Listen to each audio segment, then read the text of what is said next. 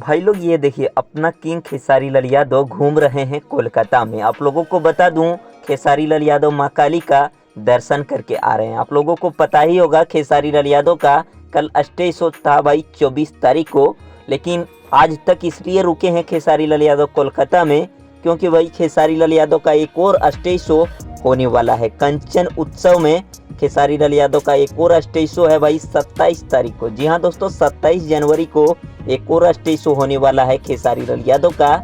इसीलिए भाई खेसारी लाल यादव अभी कोलकाता में ही घूम रहे हैं। भाई 2 दिन मस्ती करेंगे पूरा कोलकाता में और 27 तारीख को खेसारी लाल यादव का कोलकाता में स्टेज शो है। तो जिस प्रकार से भाई कल का स्टेज शो में मजा लिए हैं, उसी प्रकार से 27 तारीख को भी तैयार रहिएगा। खेसारी लाल यादव का एक और स्टेज शो है कोलकाता में 27 तारीख को। मिलते हैं फिर नेक्स्ट वीडियो में। थैंक्स फॉर वॉचिंग भाई, लव यू ऑल।